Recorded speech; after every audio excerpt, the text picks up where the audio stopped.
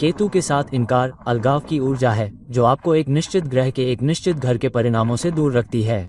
सिंह राशि में केतु के गोचर को न केवल आपकी बढ़ती राशि से, न केवल आपकी चंद्र राशि से, बल्कि यह भी देखना महत्वपूर्ण है कि केतु आपके चार्ट में केतु की जन्म स्थिति से किस घर में प्रवेश कर रहा है, ताकि आप जान सके कि इनकार कहां से आ रहा है, परिवर्तन कहां से आ रहा है, बदलाव कहां से आ रहा है, लेकिन ये भी कि अवसर कहां से आ रहा है।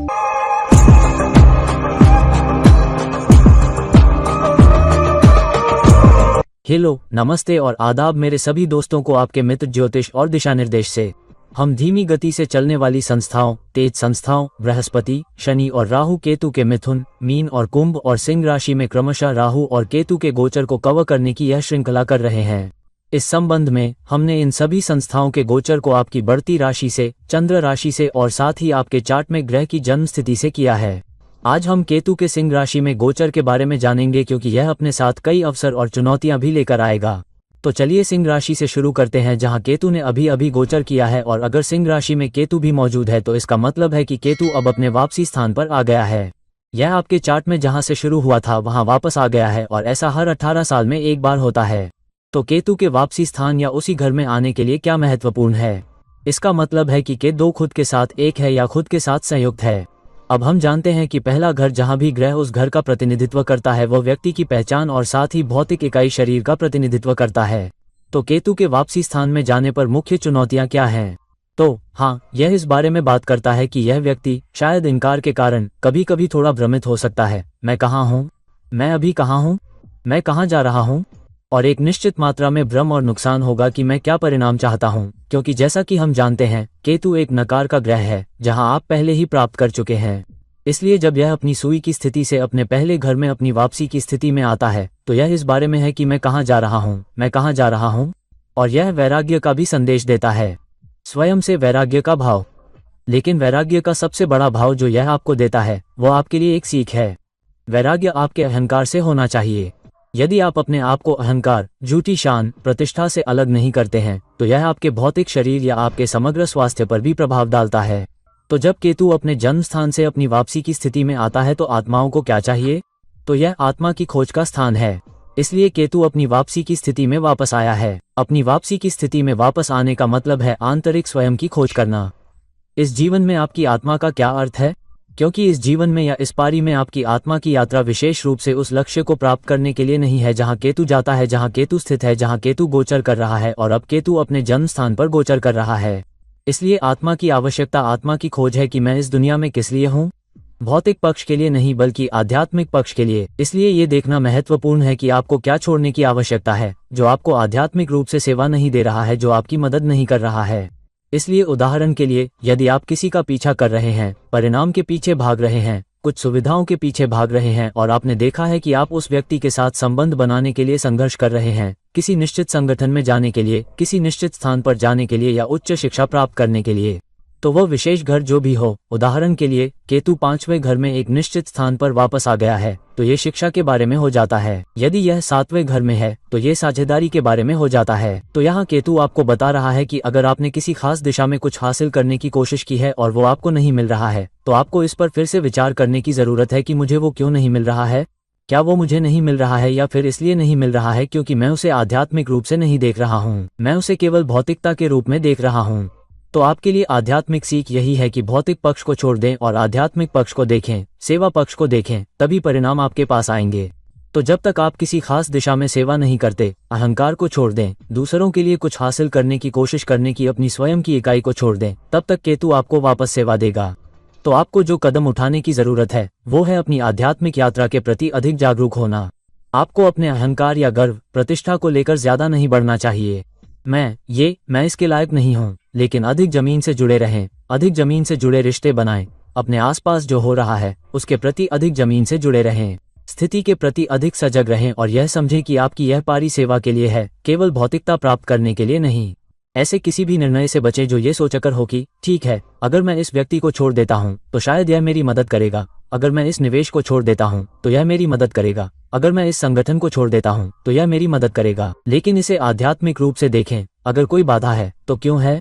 सेवा करने के अर्थ में आप दूसरी चीज हासिल करेंगे। ये सिंह राशि में प्रवेश कर रहा है इसलिए यहाँ इसका मतलब है कि आपको अब तक जो कुछ भी हासिल हुआ है या अब तक हासिल नहीं हुआ है उसके लिए आपको जिम्मेदारी और जवाबदेही लेने की आवश्यकता है। उन कारणों को देखें कि कुछ परिणामों से आपको वंचित क्यों किया गया है। अगर आपको कोई रिश्ता नहीं मिला है तो ऐसी कौन सी चुनौतियां हैं जिनकी वजह से वह रिश्ता आपके पास नहीं आया। अगर कोई निवेश या घर जैसी संपत्ति से इनकार कर दिया गया है तो क्या कारण है, जायजा लें। और केतु भी परिवर्तन या बदलाव के बारे में है। देखिए कि आपको कहाँ बदलाव की जरूरत है, कहाँ ट्रांसफॉर्म करने की जरूरत है, ताकि कम से कम अभी से आपको नतीजे मिलें। अब जब केतु सिंह राशि में गोचर कर रहा है और आपका केतु कन्या राशि में है, तो सिंह राशि का गोचर आपकी जन्मकालीन कन्या राशि से 12वें घर में हो रहा है, जो कि गोचर केतु के बाद दूसरा है। तो ये 12वां स्थान है जब गोचर का केतु आपकी जन्मकालीन स्थिति से 12वें घर में सिंह राशि में प्रवेश कर रहा है। अगर आपकी जन्म कुंडली में केतु कन्या राशि में है तो अब इसका क्या मतलब है, 12वां घर जहां केतु गोचर कर रहा है। गोचर केतु सिंह राशि में गोचर कर रहा है, ये कुछ आसक्तियों से मुक्ति के लिए है, बर्बादी से, अधिकता से, बिना सिर के मुर्गी की तरह उस दिशा में जाने से जो आपके लिए नहीं है, जहां आपको वास्तव में अधिक परोपकारी होने की आवश्यकता है, अधिक देने वाला, अधिक दान करने वाला, अधिक सेवा करने वाला स्वयं के बजाय। तो उन सभी व्यर्थ और अतिरिक्त कार्यों, उन प्रयासों के लिए मुक्ति आपको मिलनी चाहिए जो अब तक आपके काम नहीं आए हैं।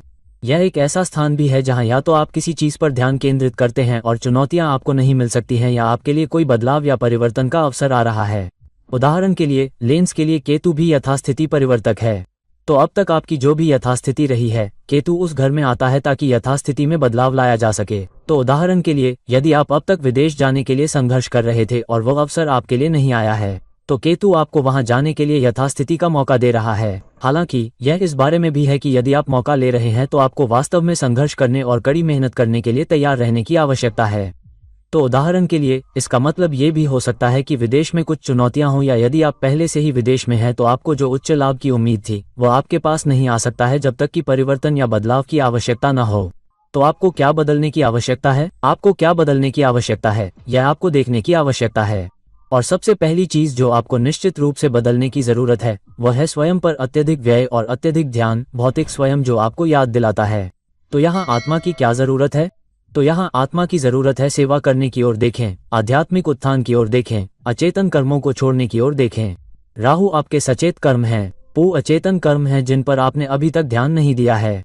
तो उन अचेतन कर्मों को देखें, या आपने उन पर ध्यान केंद्रित नहीं किया है, उन पर ध्यान दें और उनके माध्यम से बेहतर आध्यात्मिक उत्थान करें।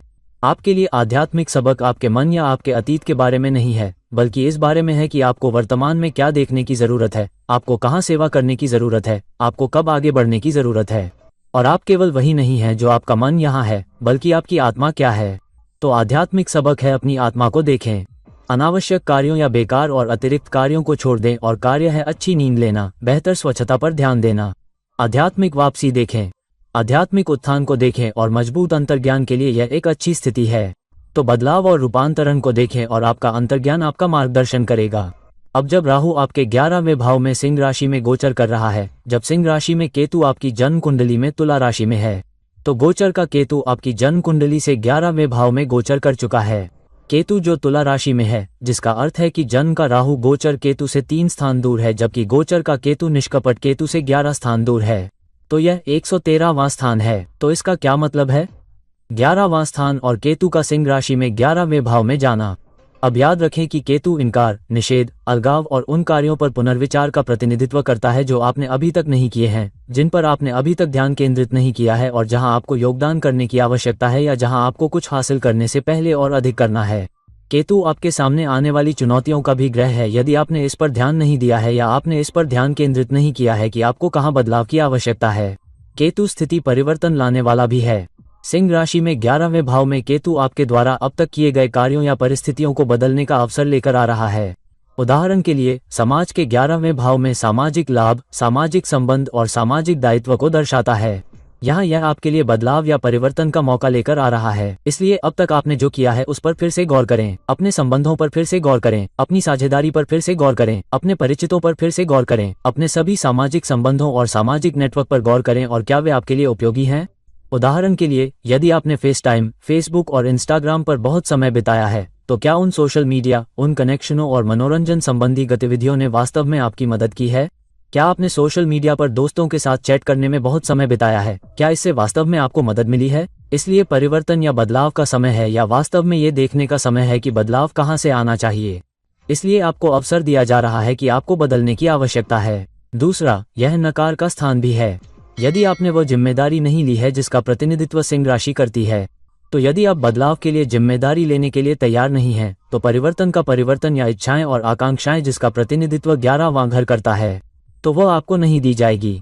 तो यह आपकी इच्छाओं और आकांक्षाओं, आपके सामाजिक संबंधों, बड़े ब्रांडों में काम करने, किसी ऐसे ब्रांड या संगठन में काम करने का अवसर है जो अब तक आपके काम नहीं आया है। तो देखें और बदलाव लाने का प्रयास करें। अब जब केतु 11वें घर में सिंह राशि में जाता है तो आपके लिए आध्यात्मिक सबक क्या है? यह उन संबंधों के माध्यम से देने में लाभ होने वाला है, और इसलिए एक बड़ा दिल रखने का अभ्यास करें जहां आप दूसरों को प्रदान कर रहे हैं, दूसरों की मदद कर रहे हैं, दूसरों की सेवा कर रहे हैं, खासकर अपने सामाजिक संबंध में। लेकिन यह उन संबंधों को छोड़ने का भी है जो आपकी सेवा नहीं कर रहे हैं। लेकिन यह उन लोगों के साथ नेटवर्क बनाने का एक बड़ा अवसर है जो आपके जीवन में बेहतर बदलाव ला सकते हैं, बेहतर परिवर्तन, आपके जीवन में बेहतर अवसर। भौतिक रूप से तो नहीं, लेकिन आत्मिक स्तर पर, जिससे आपको वाकई अच्छा महसूस होगा और उसके माध्यम से आपके पास बदलाव आएगा। और अगर वो भौतिक इच्छाएं और आकांक्षाएं जिनका प्रतिनिधित्व 11वां घर करता है आपकी पूरी नहीं हो रही हैं, तो केतु आपको उन इच्छाओं और आकांक्षाओं को पूरा करने का मौका देगा, एक अवसर के माध्यम से जो आपके पास आएगा, शायद आपके सामाजिक संपर्क के माध्यम से, शायद आपके परिचितों के माध्यम से, शायद आपके दोस्तों के माध्यम से। इसलिए इस पर नजर रखें। लेकिन क्योंकि केतु आपकी कुंडली में तुला राशि में है, तो तुला राशि रिश्तों के बारे में भी है, कनेक्शन के बारे में भी है। इसलिए यह एक बेहतर समय है, खासकर जब बृहस्पति मिथुन राशि में गोचर कर रहा है और केतु के साथ परस्पर दृष्टि में है। यह एक उच्च समय है जहां केतु का विस्तार हो रहा है, या केतु का अर्थ बृहस्पति द्वारा विस्तारित किया जा रहा है और इसके विपरीत। इसलिए आपको बदलाव लाने में सक्षम होने के लिए ज्ञान दिया जा रहा है, खासकर क्योंकि बृहस्पति 9वें घर में है। उच्च ज्ञान, उच्च उत्थान, आध्यात्मिक उत्थान भी आपके पास आ रहा है। अब यदि केतु आपकी जन्म कुंडली में 10वें भाव में सिंह राशि में गोचर कर रहा है, जब केतु आपकी जन्म कुंडली में वृश्चिक राशि में स्थित है, जिसका अर्थ है कि केतु आपके जन्म के केतु से 10 घर दूर गोचर कर चुका है, और इस प्रकार आपका जन्म का केतु आपके गोचर के केतु से 4 घर दूर है, तो ये प्लेसमेंट के लिए 10 है। महत्वपूर्ण बात यह है कि केतु इनकार का ग्रह है, परिवर्तन का ग्रह है। लेकिन केतु आपके लिए बदलाव का अवसर भी लाता है और आपके करियर में अब तक आई चुनौतियों से उत्पन्न होने वाले परिवर्तन को भी लाता है। और इसलिए जब आप ऐसा कर रहे हो तो आपके लिए ये भी महत्वपूर्ण है कि आप ध्यान केंद्रित करें और देखें कि अवसर कहाँ से आ रहा है। उदाहरण के लिए, यदि आपको स्वीकृति नहीं मिली है, यदि आपको सराहना नहीं मिली है, यदि आपको पदोन्नति नहीं मिली है, यदि आपको विकास नहीं मिला है, आपको बेहतर भूमिका नहीं मिली है, बेहतर जिम्मेदारी नहीं मिली है, तो ये बदलाव का अवसर है। केतु यथास्थिति में बदलाव लाने वाला भी है। तो केतु आपके करियर, आपकी जिम्मेदारी, आपके पद और आपके विकास में बदलाव का अवसर लेकर आ रहा है।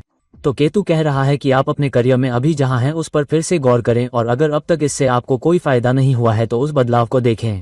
तो उन भूमिकाओं और जिम्मेदारियों को छोड़ दें जो आपके काम नहीं आ रही हैं। उस टीम को छोड़ दें जो आपके काम नहीं आ रही है। अपने अवसरों को देखें। उदाहरण के लिए, अगर आप लंबे समय से स्थिर हैं तो देखें कि अवसर कहाँ हैं। अगर जरूरत हो तो बदलाव विभाग के अंदर, टीम के अंदर, संगठन के अंदर या कभी कभी संगठन के बाहर भी आ सकता है। तो निश्चित रूप से यह जिम्मेदारी लेना है, क्योंकि के सिंह राशि में गोचर कर रहा है आपके करियर के लिए, अब से आपके विकास के लिए, अब से आपके उत्थान के लिए।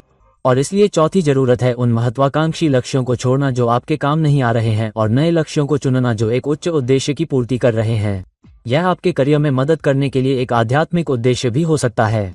तो सबक यह है कि काम आपका धर्म है, काम आपका कर्म भी है। यह आपकी पहचान नहीं है, ये जीवन का एक हिस्सा है, सब कुछ नहीं। इसलिए ऑफिस पॉलिटिक्स में पढ़ने से बचें, विनम्र रहें, अधिक आध्यात्मिक बनें, और काम को केवल भौतिकता के लिए एक लक्ष्य के रूप में न देखें, बल्कि आध्यात्मिक विस्तार के लिए भी देखें। इसलिए सार्थक संबंधों को देखें, सार्थक आउटपुट या योगदान को देखें जो आप कर रहे हैं। केवल स्थिति ही नहीं, बल्कि निश्चित रूप से यह अधिक से अधिक विकास का अवसर है। इसलिए स्थिति अब और अधिक बढ़ती है, क्योंकि जन्म का के 2 गोचर के 2 से चौथे घर में है। इसलिए यदि आप अवसर का लाभ उठाते हैं तो संपत्ति बढ़ेगी, सुविधाएं बढ़ेंगी, घर में खुशियां बढ़ेंगी, आपके पारिवारिक जीवन में शांति और सुकून भी बढ़ेगा। यदि आप परिवर्तन देख रहे हैं और परिवर्तन यदि केट आपको प्रदान कर रहा है, यदि नहीं तो चुनौतियां बढ़ेंगी। अब महत्वपूर्ण यह है कि यह के 2 परिवर्तन के 5वें घर में 5वीं दृष्टि शनि के साथ भी है। इसलिए परिवर्तन आपके रोमांटिक सिंह क्षेत्र में आ सकता है, परिवर्तन निवेश में आ सकता है, परिवर्तन आपकी शिक्षा या उच्च मूल्य के माध्यम से आ सकता है, जिसे आप अधिक योग्यताओं को जोड़कर ला रहे हैं। अब अगर केतु आपके मूल केतु से आपके 9वें भाव में गोचर कर रहा है तो आपका जन्मकालीन केतु धनु राशि में स्थित है। अब यह महत्वपूर्ण है क्योंकि 9वां भाव क्या दर्शाता है? ये धर्म का प्रतिनिधित्व करता है। यह आपके गुरुओं, आपके शिक्षकों का प्रतिनिधित्व करता है। यह उच्च आस्था, उच्च विश्वास का प्रतिनिधित्व करता है और यह उन परिणामों, उन चीजों के निषेध का भी प्रतिनिधित्व करता है जो आपके लिए विशेष रूप से भौतिक रूप से उपयोगी नहीं है। और यह आपके धर्म को देखने के तरीके में बदलाव और रूपांतरण लाने का एक अवसर है। आप अपने विश्वासों को कैसे देखते हैं? आप अपने मूल्यों को कैसे देखते हैं? जो कि हम उन मान्यताओं और ध्यान को देखते हैं जो आपने अपने जीवन में कुछ मूल्य प्रणालियों, कुछ विचारधाराओं को दिया है, विशेष रूप से यदि वे आपकी सेवा नहीं कर रहे हैं। उदाहरण के लिए, यदि आप मानते हैं कि ईमानदारी सबसे अच्छी नीति है तो हम इसे देखते हैं। लेकिन काटो यह नहीं कह रहा है कि बेईमानी न करें। ये कहने का मामला है कि शायद आपको अधिक स्पर्शशील होने की आवश्यकता है। अगर आप चतुर नहीं रहे हैं, अगर आप बहुत ज्यादा स्पष्टवादी रहे हैं तो हो सकता है कि आपने कुछ लोगों को गलत तरीके से नाराज कर दिया हो। इसलिए उन पर पुनर्विचार करें। इसलिए आपकी विचारधाराएं जो भी हों, अच्छी, बुरी, बदसूरत, उन पर पुनर्विचार करें। अपने अब तक के अनुभव पर पुनर्विचार करें और अब तक आपने जो कुछ भी सीखा है उस पर पुनर्विचार करें। क्या वास्तव में इससे आपको मदद मिली है? क्या आपके अनुभव ने आपकी मदद की है? क्या आपकी उच्च शिक्षा ने आपकी मदद की है? क्या आपकी उच्च योग्यता ने आपकी मदद की है? स्टेप 1, ये परिवर्तन और बदलाव का समय है और उन्हें एक अलग दृष्टिकोण से देखने का समय है। शायद कुछ नई योग्यताएं भी जोड़ें। अब यह इसलिए भी महत्वपूर्ण है क्योंकि मूल के 2 गोचर के 2 से 5वें घर में है। 5वां घर निवेश से होने वाले लाभ का भी है। इसलिए उच्च शिक्षा, उच्च योग्यताओं में निवेश करें। अपने उच्च आध्यात्मिक अनुभवों के साथ साथ अपने दैनिक जीवन के अनुभवों का भी उपयोग करें ताकि आप जान सकें कि अवसर कहाँ है, क्या छोड़ना है, किससे नहीं चिपकना है। इसलिए कुछ ऐसी चीजों को छोड़ दें जिनसे आप चिपके रहते हैं। और यह महत्वपूर्ण है क्योंकि शनि की 10वीं दृष्टि धनु राशि में आपके जन्म के केतु पर भी है और साथ ही गोचर का बृहस्पति भी धनु राशि में आपके जन्म के केतु पर दृष्टि डाल रहा है। इसलिए यह आपके लिए विस्तार करने के लिए दृढ़ रहने का एक महत्वपूर्ण समय है जिसे बृहस्पति बहुत आशावादी बनाता है। और यदि आपने ऐसा नहीं किया है तो अब से बदलाव को आशावादी रूप से देखें और अपने विश्वास को फिर से देखें और अपने अनुभवों का उपयोग करें, अपनी उच्च शिक्षा का उपयोग करें, अपनी उच्च योग्यता का अपने लाभ के लिए उपयोग करें। अब यदि अनुवादित के 2 सिंह राशि में 8वें घर में गोचर कर गया है, खासकर यदि के 2 आपके जन्म चार्ट में मकर राशि में स्थित है, तो ये 86 स्थान है। इसका क्या मतलब है? इसका मतलब है कि गोचर का के 2 आपके केतु से 8वें घर में चला गया है जो मकर राशि में स्थित है। तो केतु आपके गोचर केतु से 6ठे घर में है। अब 8वां घर क्या दर्शाता है? 8वां घर कुछ अवसरों, अचानक परिवर्तन के लिए कुछ बदलावों का प्रतिनिधित्व करता है, लेकिन कुछ मुद्दों, समस्याओं, चुनौतियों, निराशाओं, बाधाओं का भी प्रतिनिधित्व करता है। केतु जिस भाव में होता है उस भाव या राशि के कुछ परिणामों को नकार देता है। इसलिए केतु आपको मिलने वाली कुछ चुनौतियों, समस्याओं, मुद्दों, हताशाओं से वंचित करता है।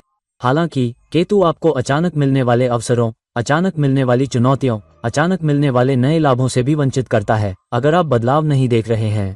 अगर आप बदलाव नहीं देख रहे हैं तो केतु आपके जन्म के 8वें भाव में है जो कह रहा है कि अब से बदलाव को देखो। केतु बदलाव और परिवर्तन का ग्रह है और केतु स्थिति परिवर्तन लाने वाला है।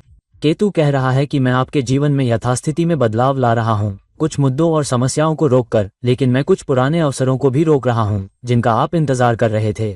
नए अवसरों को देखो, नई दिशाओं को देखो, नए स्पर्श रेखा को देखो, तब मैं आपको वे लाभ दूंगा। और खासकर इसलिए क्योंकि सिंह राशि में आने का मतलब है कि बदलाव और जवाबदेही की जिम्मेदारी आपकी है, किसी और की नहीं। तो अवसर आपके पास आएगा। जब तक आप अपने अंदर यह नहीं कहते कि ठीक है, मैं बदलाव के लिए तैयार हूँ, तब तक बदलाव आपके पास नहीं आएगा। तो आपके लिए मुख्य परिवर्तन क्या है? अपने कुछ छिपे हुए कर्मों पर गौर करें। राहु आपके स्पष्ट कर्म है, जहां भी भाव स्थित है। कटु जहां वह जाता है, जहां वह स्थित है, वह आपके छिपे हुए कर्म है। तो कुछ ऐसे कर्म हैं जो आपने अभी तक नहीं किए हैं। अगर आपको अब ये भी देखने की जरूरत है कि केतु 8वें भाव में चला गया है जो कि छिपे हुए तत्व का भाव है, तो यहाँ जरूरत है कि अपने डर का सामना करें, अपने अंदर की मानसिक क्षमता को जगाएं, अपनी अंतरात्मा की आवाज को सुनें, अपने अंतर्ज्ञान को सुनें कि आपका अंतर्ज्ञान आपको किस ओर ले जा रहा है और अज्ञात को अपनाएं। इसलिए कोई कदम उठाने से न डरें, जोखिम लेने से न डरें, अपने प्रयासों से परिवर्तन और बदलाव लाएं। और मृत्यु को प्रतीकात्मक मृत्यु या कुछ रिश्तों, कुछ चीजों को जिन्हें आप पकड़े हुए हैं, कुछ शिकायतों को जिन्हें आप पकड़े हुए हैं, कुछ नकारात्मक कर्मों को जिन्हें आप पकड़े हुए हैं का प्रतीक माने। उन्हें जाने दो ताकि तुम नई दिशा में देख सको। तुम जीवन के बारे में, अवसरों के बारे में, कनेक्शन के बारे में, निवेश के बारे में छुपे हुए सत्य को उजागर कर सकते हो ताकि अवसर, परिवर्तन और बदलाव के नए अवसर तुम्हारे पास आ सकें। अब केतु तुम्हारे 7वें घर में सिंह राशि में गोचर कर रहा है, जबकि जन्म का केतु तुम्हारे जन्म के केतु से कुंभ राशि में है। इसका मतलब है कि गोचर के 2 तुम्हारे जन्म के केतु से 7वें स्थान पर है। अब इसका क्या मतलब है? सातवें स्थान का मतलब है तुम्हारी पिछली शुरुआत या तुम्हारे पिछले फोकस और फिर तुम्हारे फोकस के बीच संतुलन। इसका मतलब है कि राहु ने भी स्थानों का आदान प्रदान किया है, अक्ष ने स्थानों का आदान प्रदान किया है, राहु केतु प्रवेश ने स्थानों का आदान प्रदान किया है, जिसका अर्थ है कि गोचर का काहू तुम्हारे और जन्म के केतु के ऊपर से गुजर रहा है और इसके विपरीत। तो ये पक्ष को पलटने, जीवन को पूरी तरह से देखने के तरीके को पलटने का एक बड़ा अवसर है। इसलिए अपनी ऊर्जा को पूरी तरह से फिर से केंद्रित करें। उन सभी चीजों को देखें जिन पर आपने बिल्कुल भी ध्यान केंद्रित नहीं किया है और उन चीजों को छोड़ दें जिन पर आपने पूरी तरह से ध्यान केंद्रित किया है और वे अब तक आपकी मदद नहीं कर रही हैं। खास तौर पर आपके कनेक्शन में, खास तौर पर आपकी पार्टनरशिप में, खास तौर पर आपके जानने वालों में, खास तौर पर उन कनेक्शन में जिन्हें आपने बहुत प्रिय माना है, चाहे वो रिश्ते हों, दोस्ती हो या कोई ऐसा जिसके साथ आप लंबे समय से डेटिंग कर रहे हों। उन कनेक्शनों पर फिर से गौर करें, इस पार्टनरशिप पर फिर से गौर करें और केतु यथास्थिति लाता है। तो केतु आपकी टीम, आपके कनेक्शन और आपके जानने वालों में बदलाव के लिए यथास्थिति का मौका दे रहा है। उन कनेक्शनों को अलग तरह से देखें, एक नया नजरिया अपनाएं और उन बंधनों को आध्यात्मिक रूप से शुद्ध करें और उन बंधनों को तोड़कर नए बंधन बनाएं और कनेक्शन और पार्टनरशिप को कैसे देखते हैं इस पर फिर से गौर करें। हो सकता है कि आपको रिश्ते में अपने फोकस को बदलने की जरूरत हो। रिश्ते में आपको क्या चाहिए और क्योंकि आप गलत चीजों को देख रहे हैं इसलिए वे काम नहीं आ रहे हैं। तो आध्यात्मिक सीख ये है कि आपको खुद से संपूर्ण बनने की जरूरत है और दूसरों पर ज्यादा निर्भर नहीं रहना चाहिए। के 2 भी छोड़ देना है। केतु उन जरूरतों के प्रति उदार भी है, लेकिन दूसरों की सेवा करें जो आपसे जुड़े हैं, उन लोगों की मदद करें जो आपसे जुड़े हुए हैं, बदले में बहुत अधिक उम्मीद किए बिना। और दोनों नए कनेक्शनों को देखें जो आपको भौतिक पक्ष से अधिक रहस्यमयी रूप से लाभ पहुंचाएंगे। जब आप अधिक आध्यात्मिक संबंध देखते हैं तो भौतिक परिणाम आपके पास आएंगे। इसलिए अपने कनेक्शनों पर फिर से विचार करें, उन अवसरों पर फिर से विचार करें, उन साझेदारियों पर फिर से विचार करें, उन रिश्तों पर फिर से विचार करें ताकि आप उन नए विचारों, नए दृष्टिकोणों, नई साझेदारियों, टीमों को देखने के नए तरीके और नए अवसरों को ला सकें और परिवर्तन को पुरस्कृत कर सकें। अब यह महत्वपूर्ण है क्योंकि केतु का परस्पर पहलू केतु और बृहस्पति का 5वां और 9वां पहलू एक दूसरे पर है, जहां बृहस्पति मिथुन राशि में गोचर में 5वें घर में है। तो ये बृहस्पति है जो आपके संबंधों में खुद को शिक्षित करने की क्षमता का विस्तार कर रहा है, खासकर एक पर रोमांटिक नुकसान लेकिन निवेश भी। इसलिए बृहस्पति के विस्तार के माध्यम से या आपके द्वारा किए गए निवेशों पर पुनर्विचार करने या विशेष रूप से निवेश जो आपने साझेदारी के माध्यम से या भागीदारों के माध्यम से किए हैं, तो वे नए परिवर्तन आपके पास आ रहे हैं। तो बेहतर लाभ के लिए नई साझेदारियों, नए कनेक्शन, नए परिचितों पर फिर से विचार करें या नए संबंधों और कनेक्शन में निवेश करें। आध्यात्मिक चुनाव भी आपके पास आएंगे और साथ ही भौतिक परिणाम भी आपके पास आएंगे। अब केतु आपके 6ठे भाव में सिंह राशि में गोचर कर रहा है, जब जन्म का केतु आपकी जन्म कुंडली में मीन राशि में है। तो ये 6ठा स्थान है क्योंकि गोचर का केतु आपकी जन्म कुंडली में मीन राशि में केतु की मूल स्थिति से 6ठे भाव में चला गया है, जिसका अर्थ है कि मूल केतु आपके गोचर के केतु से 8वें घर की दूरी पर है। अब यह एक बहुत ही महत्वपूर्ण स्थान है क्योंकि नग्न केतु गोचर के केतु से 8वें घर की दूरी पर स्थित है। केतु कालपुरुष में वृश्चिक राशि का भी स्वामी है और मंगल के साथ सहशासक है। तो यह महत्वपूर्ण स्थान है जहां केतु का स्थान परिवर्तन या सेवा में आने वाले बदलाव के बारे में है, क्योंकि केतु 6ठे भाव में चला गया है लेकिन सिंह राशि में। तो ये बदलाव का समय है। सेवा को देखने के आपके नजरिए में बदलाव आएगा, दूसरों के साथ काम करने के आपके नजरिए में बदलाव आएगा। सेवा के प्रति आपकी जिम्मेदारी और जवाबदेही के कारण 8वां घर आपके अंदर बदलाव का संकेत देता है। आप जहां भी काम कर रहे हैं, यह आपके काम करने के स्थान को बदलने का एक मजबूत संकेत है। ये सिर्फ आपके करियर के लिए नहीं है। आप किसी संगठन के लिए काम कर रहे हैं, आप किसी विभाग के लिए काम कर रहे हैं, आप किसी टीम के लिए काम कर रहे हैं, आप किसी प्रोजेक्ट के लिए काम कर रहे हैं, आप किसी व्यक्ति के लिए काम कर रहे हैं या आप किसी बड़े उद्योग के लक्ष्य के लिए काम कर रहे हैं। ये किसी भी काम, आपके किसी भी लक्ष्य, आपके शारीरिक लक्ष्य, आपके संबंध लक्ष्य के बारे में है। आप जहां भी सेवा कर रहे हैं, जहां भी आप समय दे रहे हैं, जहां भी आप प्रयास कर रहे हैं, आप उस बदलाव को देखते हैं, नए अवसर जो आपके पास आ रहे हैं। तो जहां भी आप सेवा कर रहे हैं, आप अपने शौक की सेवा कर रहे हैं, आप किसी चीज की सेवा कर रहे हैं, आप हर दिन जिम जाकर अपने स्वास्थ्य की सेवा कर रहे हैं, उदाहरण के लिए आप किसी मित्र को समय दे रहे हैं। तो जहां भी आप सेवा कर रहे हैं, समय दे रहे हैं, अपना ध्यान दे रहे हैं, यह इस बात पर पुनर्विचार करने का समय है कि क्या वे आपकी सेवा कर रहे हैं। केवल भौतिक रूप से ही नहीं बल्कि आध्यात्मिक रूप से भी वो उन्नति आपके लिए आ रही है। अब केतु आपके लिए परिणामों को नकारने, अलगाव, अस्वीकृति का ग्रह है, जहां केतु का अनुवाद होता है। तो केतु आपको उन परिणामों से वंचित कर रहा है जो आपके नीचे काम करने वाले लोगों से आ रहे हैं, जब तक कि आपके पास उनकी सेवा करने की मानसिकता न हो। तो कु कहता है कि अगर आपने अपने नीचे काम करने वालों की सेवा करने की मानसिकता के साथ, उनकी मदद करने की मानसिकता के साथ उनकी सेवा नहीं की है, तो आप उनसे जो लाभ देख रहे हैं वो आपके पास नहीं आएगा। तो परोपकारी बनने की मानसिकता रखें, दान करें, सेवा करें, परिणाम आपके पक्ष में आएंगे क्योंकि केतु छठे भाव में है, लेकिन सिंह राशि में जो नेतृत्व और जवाबदेही का भाव है। अब यह महत्वपूर्ण है क्योंकि छठा भाव एक भू भाव भी है जहां आपको प्रतिफल की उम्मीद किए बिना सेवा करने की आवश्यकता है। लेकिन यह एक ऐसा स्थान है जहां केतु आपके परिवर्तन और प्रतिफल को भी आपके पास ला रहा है। यदि आपके पास एक नया दृष्टिकोण होना चाहिए तो आपको पहले सेवा करनी चाहिए और फिर प्रतिफल की उम्मीद करनी चाहिए। फिर केतु आपके लिए प्रतिफल लाता है, आपके लिए बदलाव लाता है, और छठा भाव आपके वित्तीय संभावित लाभों का भी एक मजबूत भाव है जो आपको दूसरों से मिल सकता है। तो ये भी परिवर्तन और उनमें परिवर्तन है। अब यह महत्वपूर्ण है क्योंकि गोचर का शनि मीन राशि में है। तो गोचर का शनि आपके जन्म के केतु के ऊपर से गुजर रहा है, तो अगले 2 और आधा वर्षों तक शनि वहीं रहने वाला है। तो आपकी राशि में केतु का गोचर एक मजबूत स्थान है जहां शनि एक स्थिर परिणाम का वादा कर रहा है। अगर आप बदलाव के लिए तैयार हैं, अगर आप अपने निवेश में बदलाव के अवसर को लेने के लिए तैयार हैं और आप किसके लिए लड़ रहे हैं उसमें बदलाव के लिए तैयार हैं, तो अगर आप किसी कारण के लिए लड़ रहे हैं, आप फाइनेंस के लिए लड़ रहे हैं, आप किसी चीज के लिए लड़ रहे हैं, तो लड़ाई वाले हिस्से को छोड़ दें, उस संघर्ष को फिर से देखें जो आप कर रहे हैं। आप संघर्ष क्यों कर रहे हैं? अगर आप टीम के सदस्यों के साथ संघर्ष कर रहे हैं, अगर आप काम में संघर्ष कर रहे हैं, तो उस पर फिर से विचार करें। तो इन सभी को एक नया दृष्टिकोण दें, फिर यह आपको स्थिर परिणाम देगा। अब गोचर का केतु आपके जन्म के केतु से सिंह राशि में 5वें घर में पैदा हुआ है जो आपके जन्म चार्ट में मेष राशि में है। तो अगर आपके जन्म चार्ट में मेष राशि में केतु है तो सिंह राशि में गोचर का केतु उससे 5वें घर में चला गया है, जिसका मतलब है कि जन्म का केतु आपके गोचर के केतु से 9वें घर में है। तो यह अंतिम स्थान है। आमतौर पर बृहस्पति या राहु के लिए अंतिम स्थान बेहतर होता है, लेकिन वित्त के मामलों के लिए यह स्थान अधिक आध्यात्मिक स्थान है। 9वां घर आपके आध्यात्मिक उत्थान, धार्मिक विश्वास, आस्था और आपके अनुभवों के माध्यम से आपके उत्थान का घर है। तो केतु आपके जन्म के केतु से 5वें घर में जा रहा है, जिसका अर्थ है शिक्षा। 9वें घर की जन्म स्थिति आपको इस जीवन में बचत में लाभ कमाने में सक्षम बनाती है। इसलिए हम देखते हैं कि आपकी शिक्षा, आपकी उन्नति या आपके अनुभवों के माध्यम से अब तक प्राप्त अनुभवों के माध्यम से आपको वित्तीय लाभ हुआ है या नहीं। तो केतु आपको बता रहा है कि आपने अपने अनुभवों, अपनी योग्यता, जहां आपने काम किया है, के माध्यम से अब तक क्या सीखा है। तो ये भौतिक लाभों के बारे में नहीं है कि आपको अनुभव प्राप्त हुआ है, या इसका मतलब है कि आपने अनुभव के रूप में क्या हासिल किया है और आप एक बेहतर इंसान बन गए हैं, आप एक समझदार व्यक्ति बन गए हैं। बेहतर वित्तीय लाभ के लिए उस ज्ञान का उपयोग करें जिसका प्रतिनिधित्व 5वां घर करता है। 5वां घर निवेश के घर का भी प्रतिनिधित्व करता है, आपके द्वारा किए गए निवेशों पर पुनर्विचार करने के लिए, और केतु यथास्थिति परिवर्तन लाने वाला है।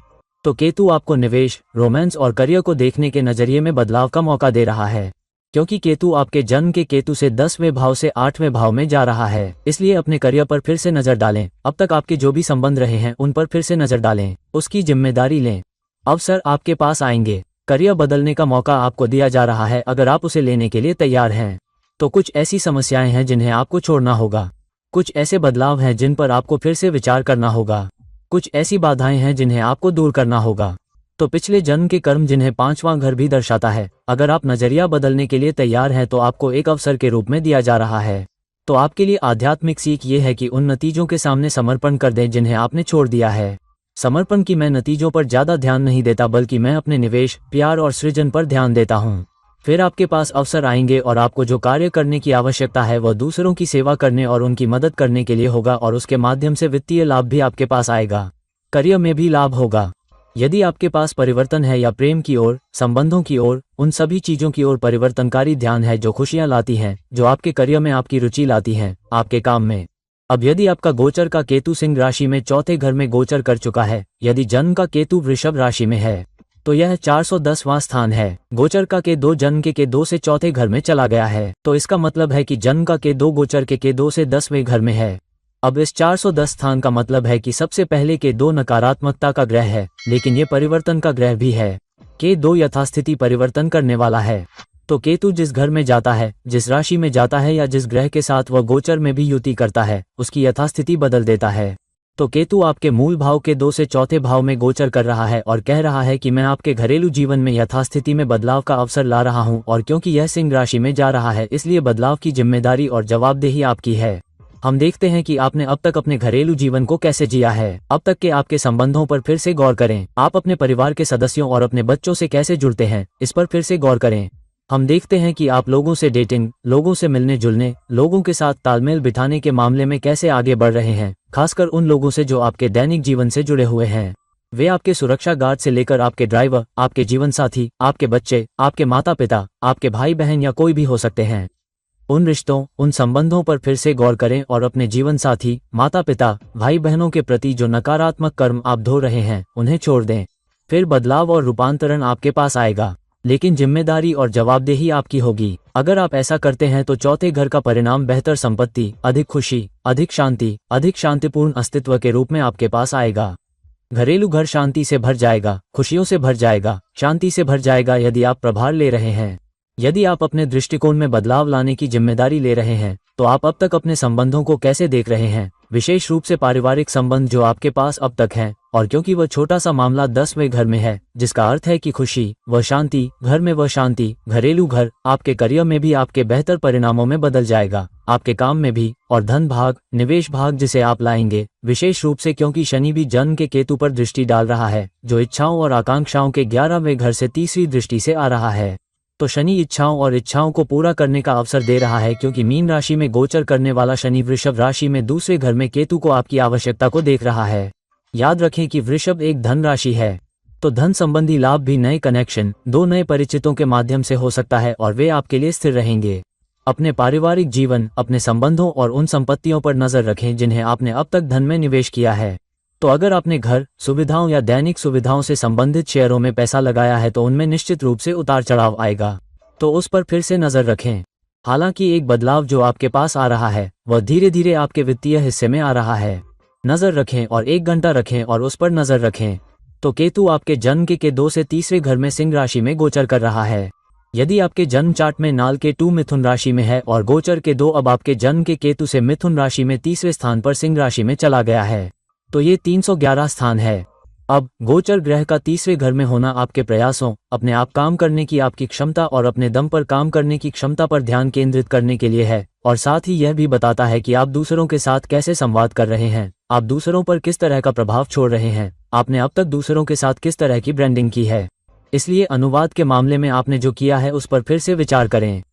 इस पर फिर से गौर करें कि लोग आपको कैसे देखते हैं। देखें कि लोग आपके बारे में क्या महसूस करते हैं। क्या लोग आपको पसंद करते हैं? क्या लोग आपके साथ काम करना पसंद करते हैं? क्या लोग आपके साथ घुल मिल जाते हैं या अधिकांश लोग आपके साथ घुल मिल जाते हैं? क्या बहुत कम लोग हैं जो आपको पसंद करते हैं? उनमें से अधिकांश आपको जानते तक नहीं है। इसलिए हम उन परिचितों को देखते हैं और उन लोगों को देखते हैं जिनके लिए आपने प्रयास किए हैं। इसलिए उदाहरण के लिए, यदि आप काम में प्रयास कर रहे हैं या अपने करियर में अपना प्रयास कर रहे हैं, तो आप परिवार के सदस्यों के साथ प्रयास कर रहे हैं, जो भी हो, तो आप देखिए कि आपकी मेहनत कहाँ जा रही है। चाहे वो रिश्ते हो, कनेक्शन हो, काम हो या कुछ ऐसा जो आप खुद के लिए करते हैं। हो सकता है कि आप सोशल इन्फ्लुएंसर हो, आप मार्केटिंग में हो, आप जो भी कर रहे हो। अगर आप देखें कि आप कितनी मेहनत कर रहे हैं तो वो आपके काम नहीं आ रही है। आप किसी काम में बहुत मेहनत करते हैं, किसी हॉबी में बहुत मेहनत करते हैं, कला में बहुत मेहनत करते हैं, अपने कम्युनिकेशन में बहुत मेहनत करते हैं, लेकिन आपको नतीजे नहीं मिल रहे हैं। आमतौर पर आपके कम्युनिकेशन और लोगों को प्रभावित करने की आपकी क्षमता में, अगर आप अपने बॉस को प्रभावित नहीं कर पा रहे हैं, अगर आप अपनी टीम के लोगों को प्रभावित नहीं कर पा रहे हैं, आप उन लोगों को प्रभावित नहीं कर पा रहे हैं जिनके साथ आपके इंटर डिपार्टमेंटल रिलेशन है, तो शायद ये वो समय है जब आपको इस बात पर फिर से ध्यान देने की जरूरत है कि आप कहाँ मेहनत कर रहे हैं। जहां आप मेहनत कर रहे हैं वो आपके लिए बदलाव या रूपांतरण लाएगी, क्योंकि केतु परिवर्तन का ग्रह है। ये बदलाव लाने वाले की स्थिति है और केतु सिंह राशि में है, जिसका मतलब है कि आपको जिम्मेदारी लेने की जरूरत है। अब यह इसलिए महत्वपूर्ण है क्योंकि गोचर का बृहस्पति आपके केतु के ऊपर से मिथुन राशि में गोचर कर रहा है। अब यह इसलिए महत्वपूर्ण है क्योंकि बृहस्पति कुरुषि के 9वें घर का स्वामी है। तो 9वें घर के प्रभाव से आपके पास आने वाले खेल मिथुन राशि में लग्न में आ रहे हैं, जो संचार के बारे में भी है, और केतु का गोचर संचार के तीसरे घर में जा रहा है, तो संचार लाभ की कुंजी है। तो बृहस्पति लाभ का विस्तार कर रहा है, जिसे 9वां घर आपके संचार के माध्यम से लोगों को प्रभावित करने की आपकी क्षमता के माध्यम से दर्शाता है। तो यह आपके लिए एक अवसर है कि आप कैसे संवाद करते हैं, आप लोगों के साथ कैसे काम करते हैं, जब वे आपसे बात करते हैं तो लोग कैसा महसूस करते हैं, आप उन पर किस तरह का प्रभाव छोड़ रहे हैं, वे आपको कैसे याद रखेंगे, आप उन्हें कैसा महसूस करा रहे हैं, उन पर ध्यान केंद्रित करें। तो आपके लाभ के लिए आपके पास बेहतर संचार, रीब्रांडिंग, आपके कपड़े पहनने के तरीके पर फिर से विचार करना, लोगों से मिलने के तरीके पर फिर से विचार करना, आप किस तरह का मेल भेजते हैं, बहुत लंबा मेल या बहुत छोटा पतला मेल, बिंदु पर मेल। तो अपने दृष्टिकोण में एक पूर्ण परिवर्तन पर फिर से विचार करें। आप लोगों के सामने जो व्यक्तित्व प्रस्तुत कर रहे हैं वह आपकी जिम्मेदारी है, तब लाभ आपके पास आएगा। तब भौतिक उत्थान के साथ साथ आध्यात्मिक उत्थान भी होगा। प्रतिष्ठा, नई प्रतिष्ठा, सब कुछ आपके पास आएगा क्योंकि बृहस्पति केतु के साथ है। इसलिए आध्यात्मिक स्तर पर आपको बदलने की आवश्यकता है ताकि भौतिक उत्थान भी हो सके। ये बृहस्पति विस्तार और संचार के माध्यम से अब यदि गोचर के 2 आपके दूसरे घर में शून्य राशि में गोचर कर रहा है, खासकर यदि जन्म का मामला कर्क राशि में स्थित है, तो यदि गोचर के 2 सिंह राशि में पैदा हुआ है तो कर्क राशि में आपके मूल के 2 से दूसरे स्थान पर, जिसका अर्थ है कि जन्म का के 2 का स्थान आपके गोचर के 2 से 12वां घर है, तो ये 212 स्थान है। अब किसी भी ग्रह के लिए दूसरा घर वह लाभ है जो आपको उस घर से मिलता है। तो केतु का लाभ आपके जन्म चार्ट में कर्क राशि में परिवर्तनकारी केतु से आ रहा है। कर्क राशि क्या है? कर्क राशि भी कालपुरुष का नैसर्गिक चौथा भाव है, लेकिन चौथा भाव सहानुभूति, सेवा, सहयोग, भावनाओं, घरेलू जीवन, आपको क्या खुशी, संतुष्टि, शांति देता है के बारे में भी है। तो केतु दूसरे भाव में गोचर करने वाला के 2 जो पोषण मैं आपके लिए लाऊंगा वो भावनात्मक स्तर पर और भौतिक स्तर पर होगा। यदि आप बदलते हैं या आप उस तरीके को देखते हैं जहां आप सहायक होते हैं, जहां आप सहानुभूति रखते हैं, जहां आप अधिक दानशील और देने वाले होते हैं, तो इसका मतलब है अगर आपने सही दिशा में नहीं दिया है, अगर आपने अपनी सहानुभूति सही गलत लोगों में लगाई है, अगर आपने सही लोगों का समर्थन सही तरीके से नहीं किया है बिना उनसे बदले की उम्मीद किए, तो आध्यात्मिक स्तर पर अगर आप लोगों की सही मायने में सेवा नहीं करते, उनका साथ नहीं देते, उनके साथ गहरी सहानुभूति नहीं रखते या गलत लोगों के साथ सहानुभूति रखते हैं, हालांकि आपका दिल खुला है लेकिन आप गलत लोगों के साथ सहानुभूति रखते हैं, गलत लोगों का साथ देते हैं, गलत लोगों की परवाह करते हैं, तो दूसरा घर फिर से आपके लिए संकेतित होगा जब तक कि आपके पास सोचने की क्षमता न हो, मुझे अपने संबंधों और अपने संबंधों को नए नजरिए से देखने की जरूरत है। मैं लंबे समय तक एक ही नजरिए के साथ नहीं रह सकता। अगर आपके पास वह ताकत है, आपके पास वह नजरिया है, तो लाभ आपके पास आएगा, अन्यथा आपके लिए चुनौतियां बनी रहेंगी। लेकिन अगर आप बदलाव और परिवर्तन की जिम्मेदारी लेते हैं तो लाभ निश्चित रूप से आपके पास आने वाले अवसर हैं। क्यों? केतु यथास्थिति परिवर्तन लाने वाला भी है, तो स्थिति कोड परिवर्तन का अवसर आपको केतु के पोषण के माध्यम से लाभ के दूसरे घर में जाने के कारण मिला है। तो केतु आपको आपके पोषण, आपकी आजीविका, आपकी कमाई में यथास्थिति बदलने का मौका दे रहा है। अगर आप देख रहे हैं कि आप सही लोगों, सही कारणों, सही टीम, सही लक्ष्यों, सही परियोजनाओं, सही वरिष्ठों का समर्थन कैसे कर रहे हैं, तो अपने कार्य क्षेत्र में, अपने कनेक्शन में देखें कि आप कहां योगदान दे रहे हैं और आप किसे योगदान दे रहे हैं। क्या आप सही कारणों और सही लक्ष्यों में योगदान दे रहे हैं? क्या आप सही लक्ष्यों और सही लोगों के लिए योगदान या समर्थन या देखभाल कर रहे हैं? तब पैसा आपके पास आएगा, फिर निवेश भी आपके पास आएगा, तब बेहतर आजीविका आपके पास आएगी। धीरे धीरे ये बेहतर आजीविका के लिए आपको एक नया अवसर प्रदान करने का स्थान है और यह इसलिए भी महत्वपूर्ण है क्योंकि केतु की 9वीं दृष्टि शनि पर है जो मीन राशि में स्थित है। तो शनि पर केतु की 9वीं दृष्टि आपके विश्वास और आस्था में बदलाव या परिवर्तन ला रही है। जहां आपका विश्वास और आस्था किस पर, किस लक्ष्य पर, किस भूमिका में, किस सेवा में है, पर है, क्योंकि अब आप जो भी बदलने जा रहे हैं और रूपांतरित करने जा रहे हैं वो लंबे समय तक आपके साथ रहेगा। शनि आपको स्थिरता दे रहा है, तो अगर आप बदलाव लाते हैं तो इसका इस्तेमाल करें। आप किसकी सेवा कर रहे हैं, किसके साथ काम कर रहे हैं, किसका समर्थन कर रहे हैं, इस पर नए नजरिए से ध्यान केंद्रित करें, तो आपके जीवन में, आपके पोषण में लंबे समय तक बदलाव आएगा। तो दोस्तों, अब जब आपने देखा कि केतु आपके जन्म के समय से अलग अलग घरों में कैसे गोचर कर रहा है, तो आपके लिए नए अवसर लेकर आ रहा है। ये देखें कि आपके शुरुआती चार्ट में के 2 किस योग और किन पहलुओं में स्थित है, क्योंकि वे आपके पक्ष में ही आएंगे। तो दोस्तों, इस वीडियो को लाइक करें, शेयर करें और अगर आप मुझसे पर्सनल कंसल्टेशन चाहते हैं तो कृपया नीचे मुझसे संपर्क करें। एक और वीडियो के साथ एक और मौका। मैं आपके मित्र ज्योतिषी आपसे विदा लेता हूँ।